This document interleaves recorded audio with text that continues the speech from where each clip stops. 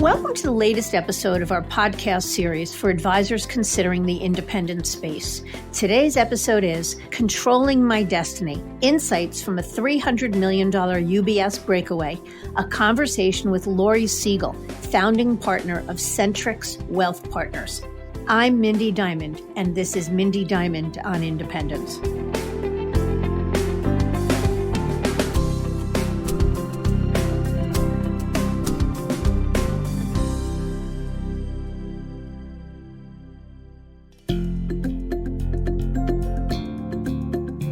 This podcast is available on our website, diamond-consultants.com, and on advisorhub.com, as well as Apple Podcasts and other major podcast platforms. If you are not already a subscriber and want to be notified of new show releases, please subscribe right on your favorite podcast platform or on the episode page on our website. And if you find the content in this series to be useful and know others who could benefit from it, please feel free to share it widely. We record this episode after wrapping up 2 months of the national lockdown, at a time when many of us have grown accustomed to a work life that's primarily conducted via phone, Zoom meetings, and FaceTime. The good news is that technology has proven to be our friend, guiding us down avenues where we ultimately found efficiency and flexibility, and paving a way for new work habits we have only begun to appreciate.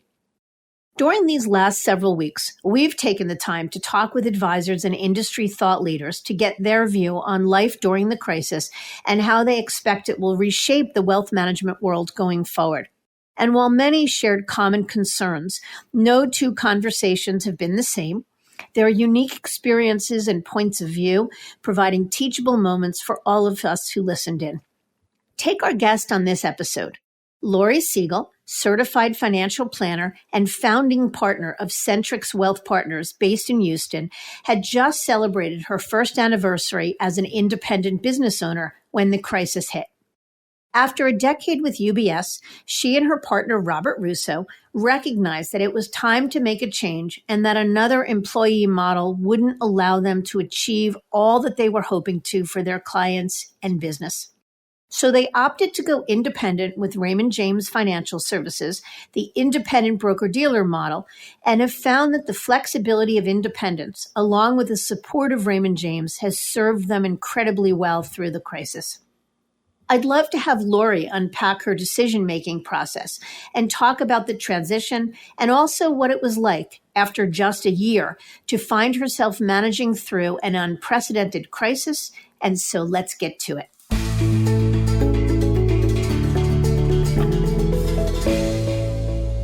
Lori, I can't thank you enough for joining me today. Mindy, it's really my pleasure. I have to tell you that over the last 2 years, I've listened to so many of your podcasts before we were sure that we were going to move. And then during the year that we took and worked with your partners on making a move, every single one of your podcasts I listened to glean knowledge. So I am just really excited to be able to hopefully help someone else. Oh, you're very sweet. You made my day. So thank you for sharing that with me. That's the whole reason we do these, is to provide knowledge for those looking for it. So thank you for that. So I'd love to start at the top, Lori, and give people some perspective on your background. Tell us a little bit about yourself, how you got from the beginning of your career to where you are today.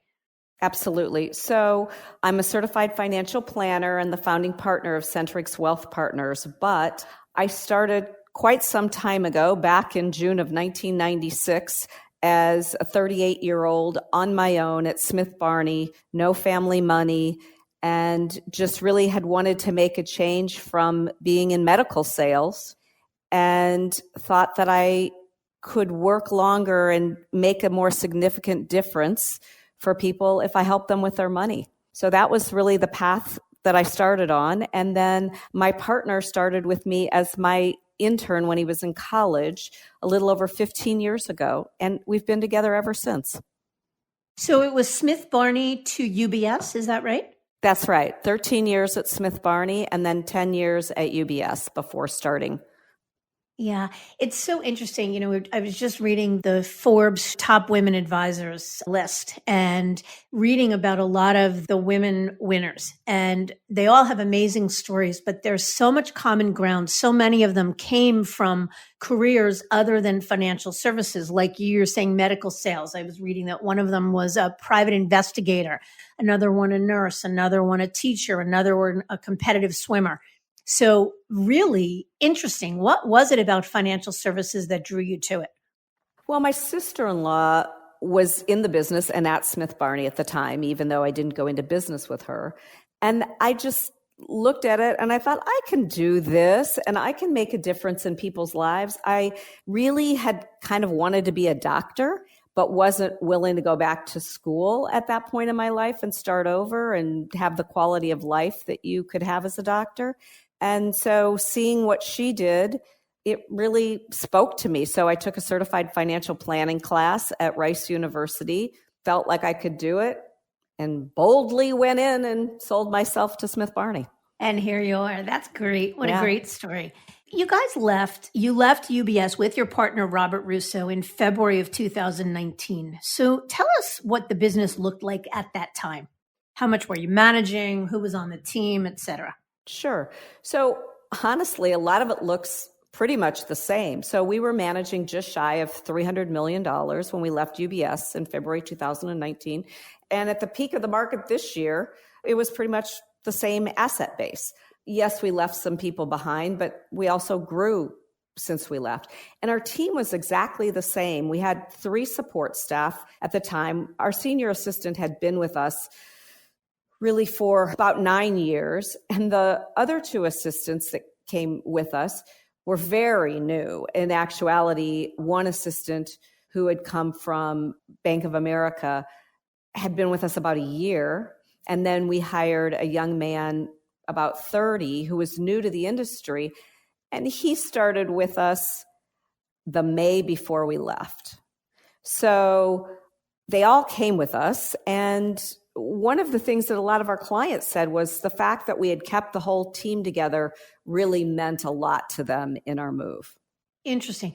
And actually, that's what I was going to ask you. So you've really got a 1-year perspective. And for perspective, we are recording this smack in the middle of what I think is week 8. You sort of lose track of our national stay-at-home order.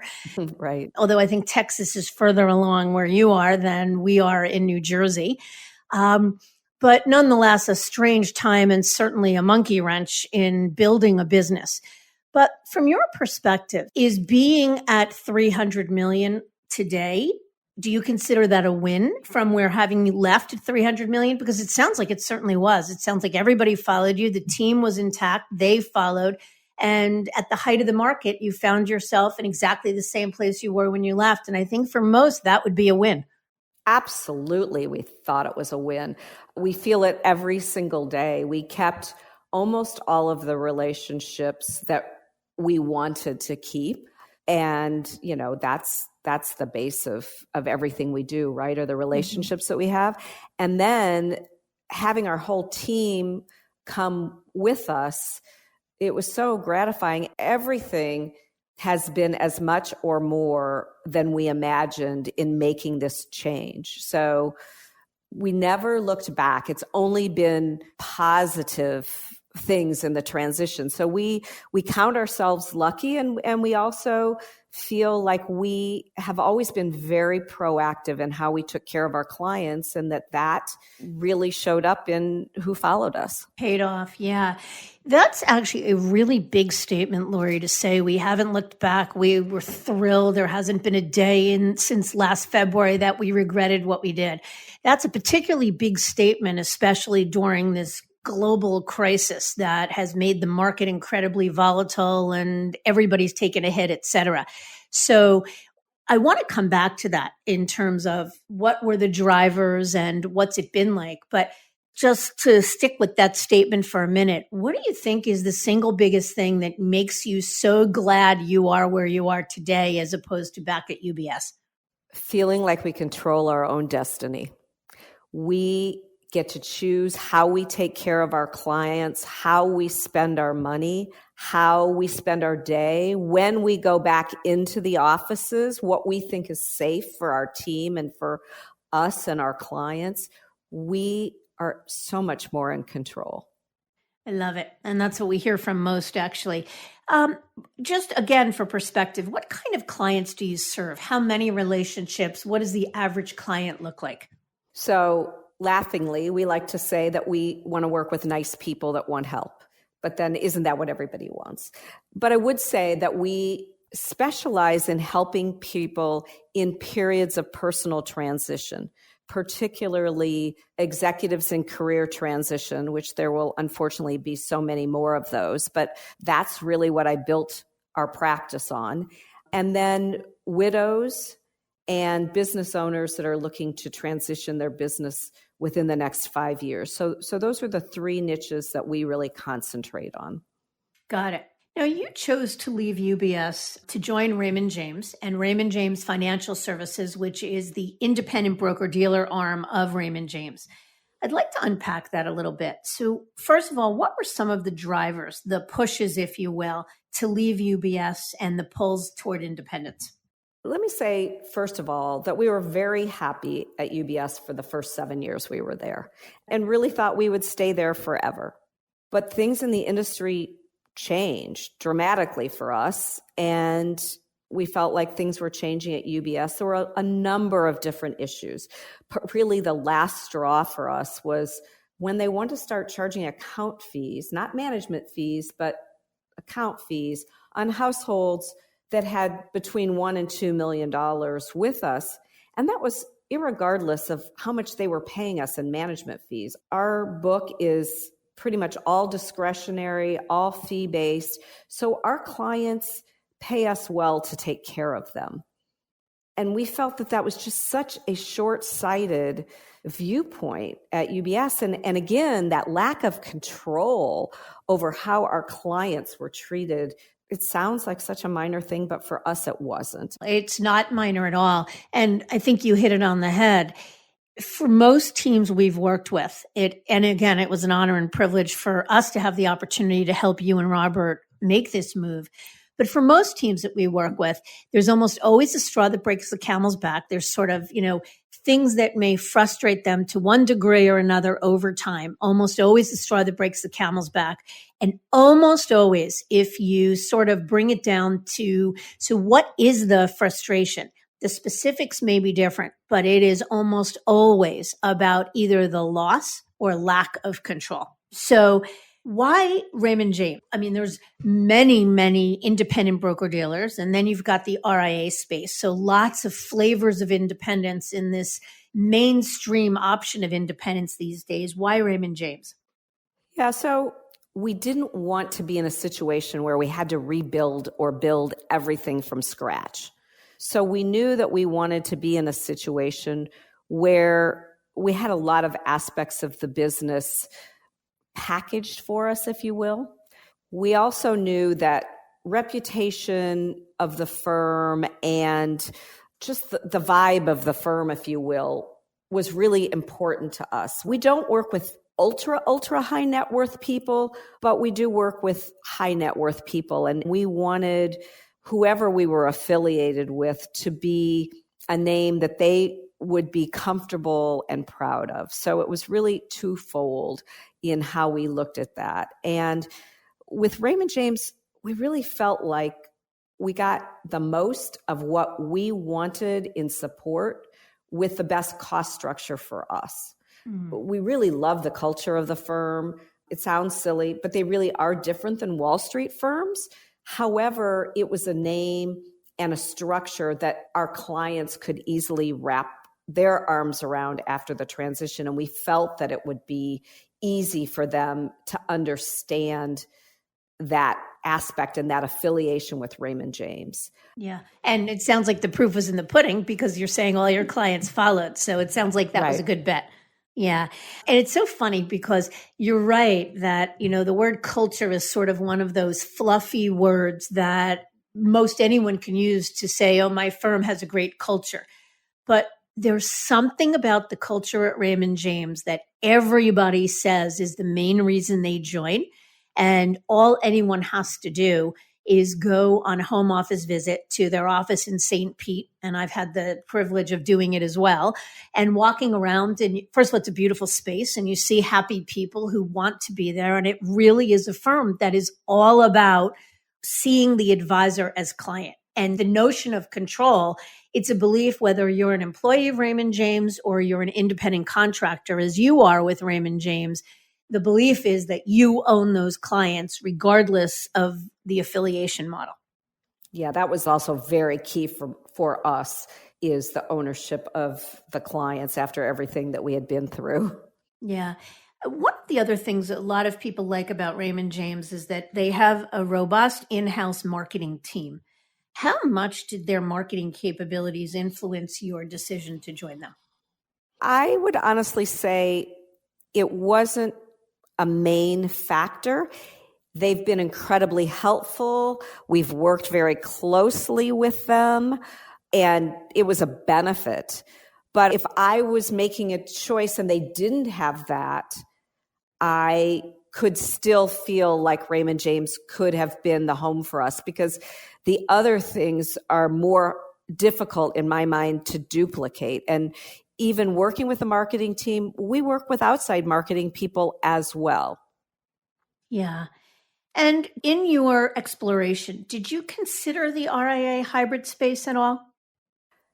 So we sort of didn't want to jump right there. We're pretty conservative, my partner especially. And again, we wanted a transition that we felt was easy for us and for our clients to make. And so we felt like that might be a leap too far for us at this point. Yeah, understood. So aside from Raymond James, what else did you look at? And what I'm asking in that question is not just, so you decided you wanted this packaged or supported independent model, but did you only look at other independent broker-dealers? Did you ever consider Morgan Stanley or Merrill Lynch or a regional firm or something of the sort? Never, ever considered any other major wirehouse for me. That was just like going from the pan to the fire. Why would we do that? At the end of the day, we really didn't want to be an employee. We really wanted to be a business owner. We looked at the other branches of Raymond James, if you will. So we looked at becoming an employee of Raymond James. And I love the local management at the employee channel of Raymond James. But for us, we just didn't want to be employees anymore. I would also say that we looked at Dynasty. I think they have a lot to offer.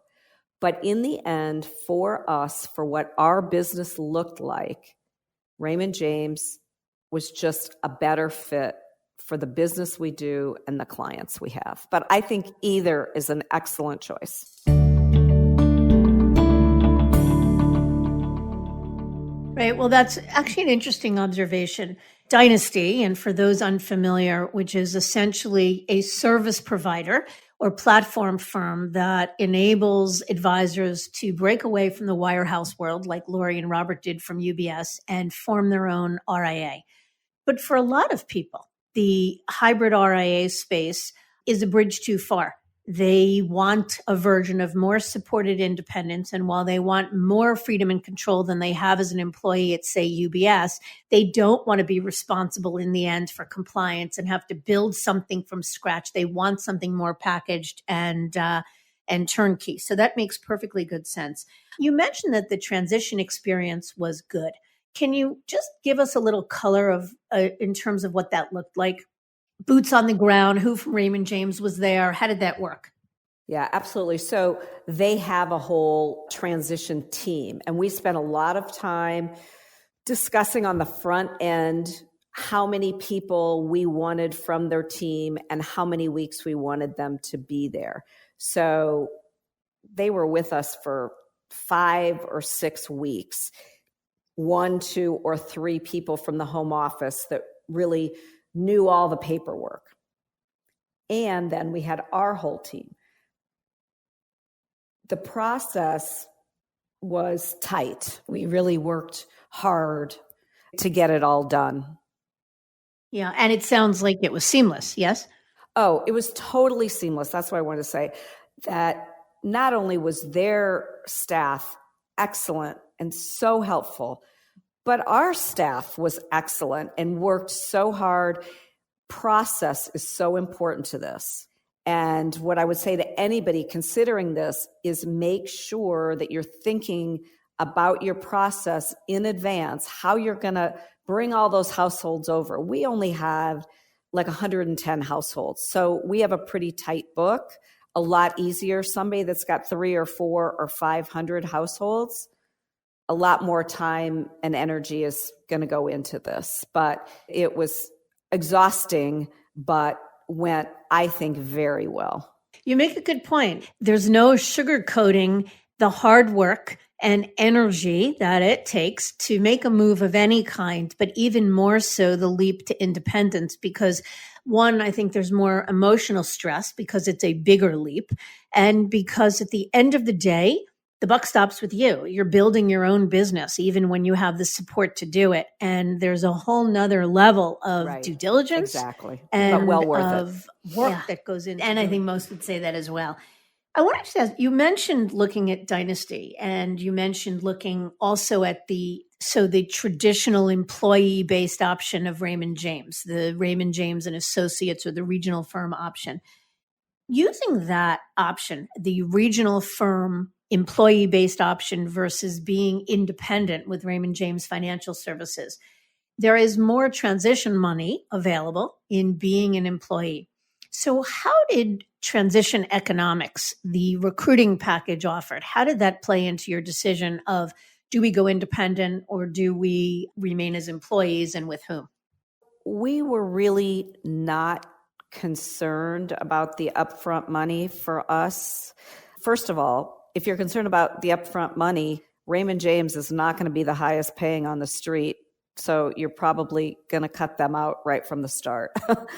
But we knew that over the course of a long period of time, we felt like economically it would be in our best interest to be independent. However, again, the driver was that control piece. Now, what I will say is one of the things that really helped going with Raymond James versus Dynasty was the fact that as long as we did everything correctly, if UBS had put a TRO on us, we would have had financial backing where we would not get that from Dynasty. Right. That was a big fear. Mm-hmm. Even knowing you were doing everything right, you can't control. And I am presuming TRO, for those not familiar, temporary restraining order.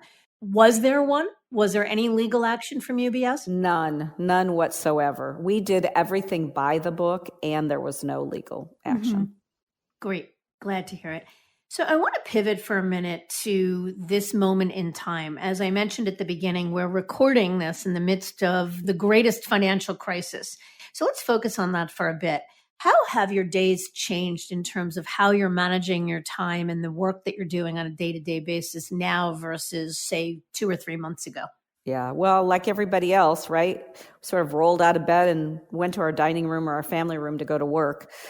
Now, in fact, we are going back to work in our offices starting next week. We are not going to have in-person client meetings, but because we have 4 of us in one very large office with plenty of space between us, we do feel like we can go into the office earlier than if we were in an office of 50 people. So I think that has that's another benefit, that we could make the decision and have that flexibility.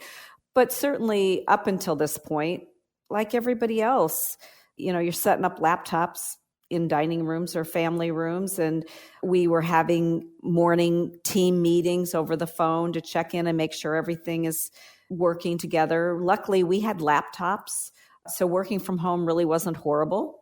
And our technology has really worked flawlessly. So it's more, I think, the whole issue of all of us doing the social isolation than individually what it's like working from home as much. It's the change to the whole world, and the fact we're all looking at new ways to use technology, right? There's more Zoom meetings. We're doing Zoom meetings with clients. We're looking at doing webinars. We're all looking at how do we meet prospective new clients differently. We're not going to a networking meeting. So it's investigating new ways that we can all utilize technology to stay in touch with our current clients and meet new people. Yeah. And especially in the month of March, when the market was at its most volatile, how often were you communicating with your clients, and in what ways? I mean, one of the things I think that's been so heartening for me is in having these conversations with advisors, in talking with them about the creative ways they've figured out to communicate with clients. I've had one that says he sets up video walks with his clients on a daily basis. Like he walks every day at 6 or 7 a.m. and literally he walks with a different client every day. And obviously Zoom meetings and webinars and newsletters and emails, and one set up, Craig's Corner. He's sending out a daily message or whatever. So how often was the cadence of your communication with clients at its most crazy, when things were the craziest or the most uncertain? And in what ways were you communicating with them? So, of course, we're like everybody else on the phone constantly. I would say that we had meetings with almost all of our clients in December and January. And during that time period, of course, we did not know about this pandemic, but we were cautiously optimistic and talking about cash flow needs and maybe taking some money off the table early, so that when this started, I think our clients felt a little less panicked, and that was very helpful. And we just started calling immediately, making proactive "how are you" calls, as well as, remember, we went through your financial plan. Well, even now, your financial plan still looks good. So we always try to come back to the plan. And most clients, if their plan was in good shape before, their plan is still in good shape. And even during the month of March was in good shape. So I think that ongoing communication of assuring them and taking them back to the plan, and how we always knew we were going to have cash for them if the market was dislocated, just brought a sense of calm to most people. We also did a fun thing where we sent treats to all of our clients, and we had 3 different buckets: those who were in town, those who were in the state of Texas, and then those who were out of town. And for each set, we had to deliver treats in a different way. But one of the treats that we had here in Houston included some sugar cookies with smiley faces with masks on the front of them. Love it. Yeah, and everybody really enjoyed that. And although we social distance while we did it, our assistants hand delivered those in town. And I think people really enjoyed just getting a chance to talk to them from 6 feet away and getting a little sweet treat. Nice. You mentioned a webinar. So I'm wondering, have you done one yet? And is that an idea that's come from either Raymond James marketing firm? Where are sort of the creative engines, the marketing things you're doing coming from? No, we're in the process of putting it together. Clearly, in the past, when we were at a wirehouse, it was much more difficult to be creative. Since coming to work at Centrix and with Raymond James, I've published a book for widows to help them, Strong on Your Own, which Raymond James was so supportive of. And then now we're creating webinars. I do a lot of workshops, but realizing that over some period of time, that none of us know what that period is, that we're going to be unable to always be in front of people. I wanted to take some of those workshops that I do and do them more as webinars. So just getting that underway, and hope to have my first one in June. That's exciting. And congratulations on the book. That's really exciting.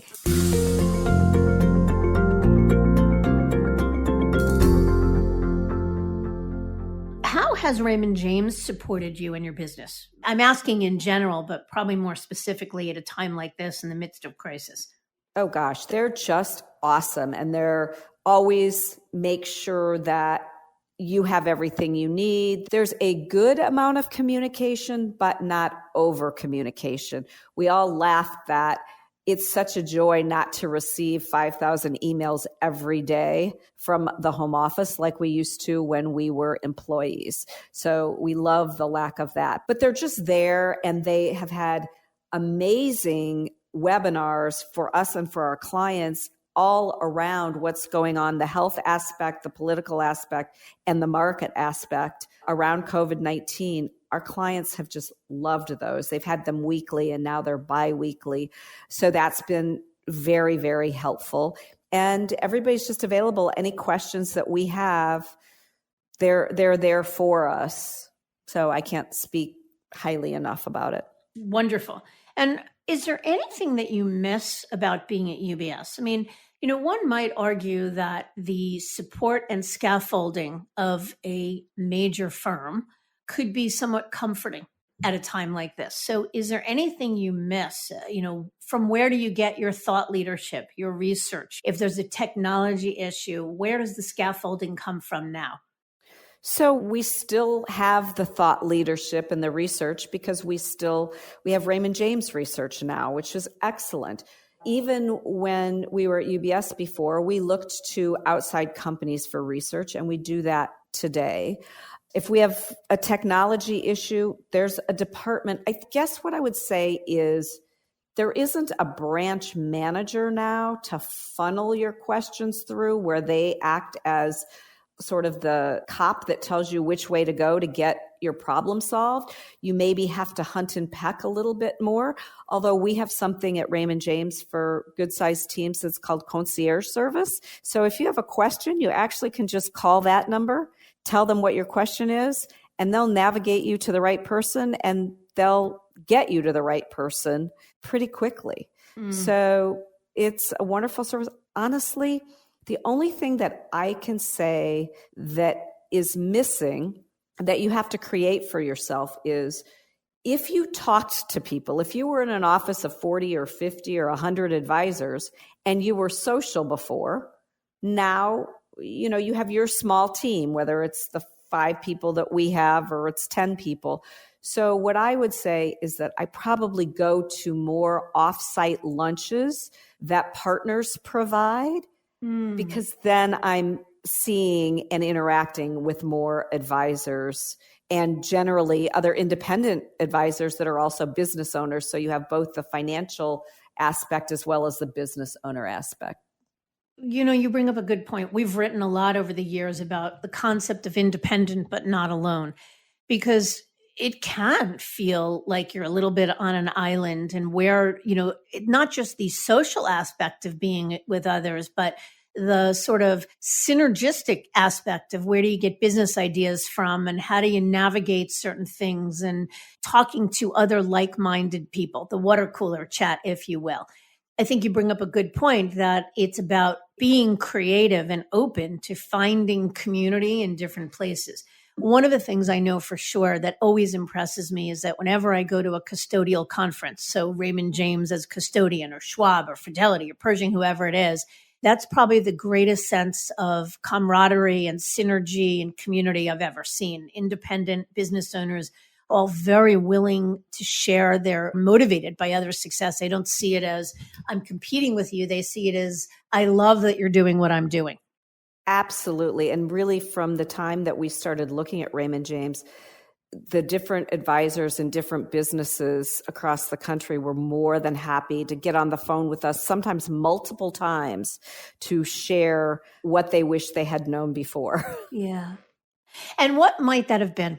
That's actually a fair question. What were the kind of things that either you wished you knew before, or that some of these folks were saying to you, boy, I wish we knew this before, we would have done it differently? So I think there were 2 aspects: the organizational aspect of a transition, getting your ducks in a row, talking to people about how many transition specialists they had for how many accounts, how they did it. You could do it electronically or you could do it through paper, what their opinions were, what were the pros and cons of each.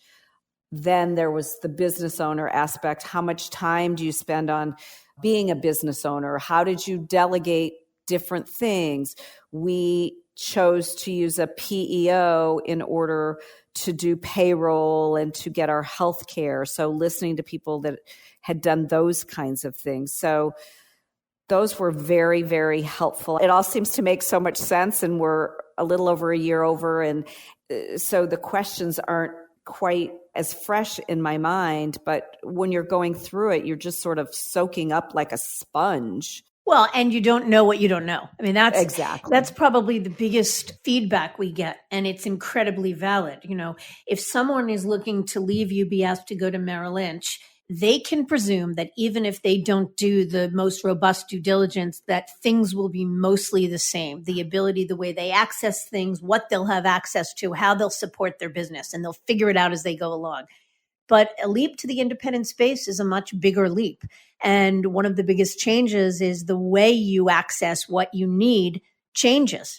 One of the biggest changes, you're saying, how do we get health insurance and where do we get our sense of community from? So talking with someone that knows the right questions to ask. And, I'd like to think that we're a pretty good source of what are the things that we should be asking. But there is absolutely no replacement from hearing it from someone that's walked in your shoes beforehand. And I think hopefully that's one of the things that you found helpful about this podcast itself, is that it answered some of the, I don't know what I don't know. Exactly. That's why I listened to all of them. Yeah, I'm grateful. Thank you. Let me pivot for a second to the future. What are the longer range plans for the business? And that might be a little hard to answer. One, because you're only a year at it, and two, we're in the midst of this crisis. But I'm wondering what your succession plans are. Do you foresee yourself becoming an acquirer, growing an enterprise? What does it look like going forward, if you can imagine? Sure. Well, so first of all, I think a lot of it's about establishing our brand today and who we are in the community. And so we're still working very hard at all of that branding and trying to get more visibility in the community, whether that is through technology now and through upgrading our website and webinars and working with outside groups on getting our name out there. But so establishing that, I think, is the very first thing. And that's so much easier now as an independent. We get to brand us. And for me, because I'm kind of a marketing geek, that was really important to me, to be able to brand and market ourselves. And so I'm excited to see how we can build on that. And then going forward, we're certainly more likely to be an acquirer than be acquired, because my partner is 37 years old. So he's got a very long runway in this business. But for us, it's really, we want like-minded people and like-minded business. We're not about getting bigger just to be bigger. Quality is so important to us, and making sure that everybody's on the same page is really, really important to us.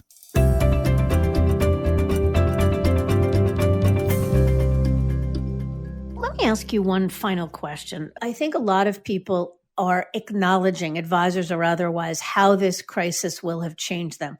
I know for me personally, there are a lot of things about how I'm living my life now, the quietness of it, the slower pace of it, the working from home, the really being more connected and presence with family, that I am loving and I'm hoping to take with me into my world long after this crisis passes.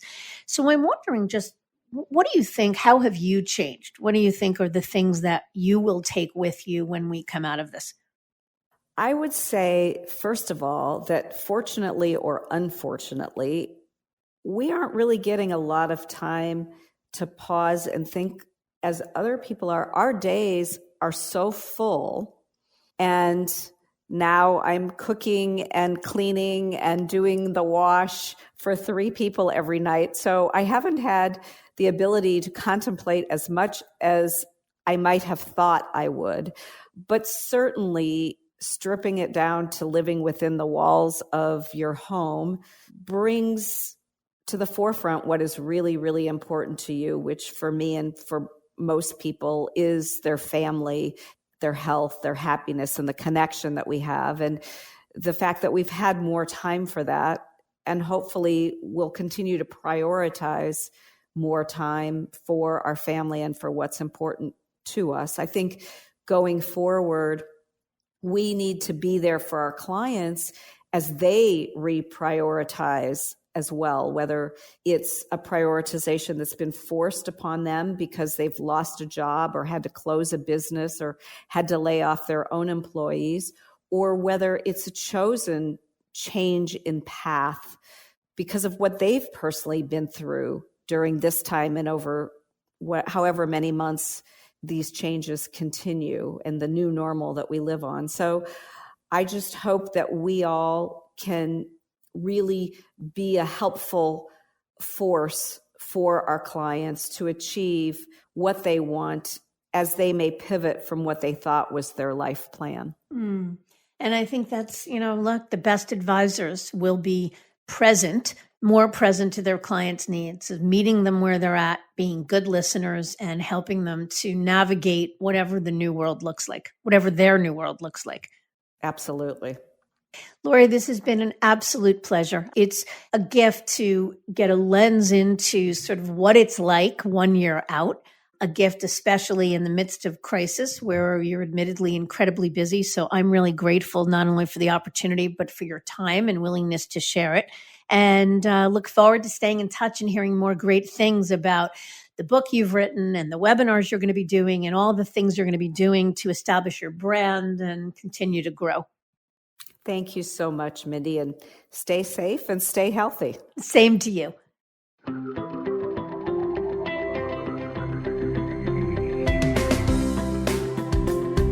Lori shared the sentiment that we hear from many advisors who are considering change. That is, I don't know what I don't know. I'm grateful to have helped her fill some of those gaps along the way, and also grateful for her sharing her perspective on what life is like as an independent 1 year out. I thank you for listening, and I encourage you to visit our website, diamond-consultants.com, and click on the Tools and Resources link for valuable content. You'll also find a link to subscribe for regular updates to the series. And if you're not a recipient of our weekly email, Perspectives for Advisors, click on the blog link to browse recent articles. These written pieces are an ideal way to stay informed about what's going on in the wealth management space without expending the energy that full-on exploration may require. Feel free to email or call me if you have specific questions. I can be reached at 908-879-1002, or these days on my cell at 973-476-8578, or always by email, mdiamond@diamond-consultants.com. Please note that all requests are handled with complete discretion and confidentiality. And again, if you enjoyed this episode, feel free to share it with a colleague who might benefit from its content. And a special thanks to AdvisorHub.com for sharing this podcast with their viewers and subscribers.